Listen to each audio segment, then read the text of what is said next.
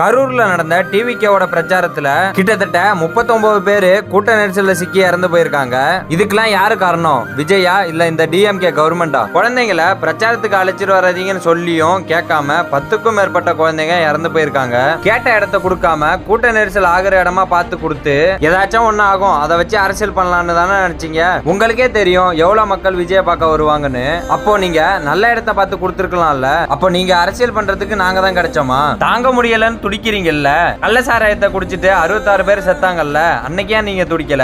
எவ்வளவோ பிரச்சனை நடந்தும் பார்க்காத உங்க அமைச்சர்கள்லாம் இதை பார்த்ததும் ஓடி போயிட்டாங்க ஹாஸ்பிட்டலுக்கு. ஆம்புலன்ஸ் ஃபுல்லாவே திமுக பேனர் தான். ஹாஸ்பிட்டல்ல கொடுக்குற தண்ணீர் பாட்டில்ல கூட உங்க அமைச்சர் பேரு. இதெல்லாம் தானே நடந்த மாதிரியா இருக்கு. ஏதாச்சும் ஒரு தலைவன் இங்க நல்லது பண்ணலான்னு வந்தா நீங்க எல்லாம் விட மாட்டீங்கல்ல. மக்களுக்கு சொல்றது என்னன்னா சரியான விதிமுறைகளை கடைபிடிச்சு வாங்க.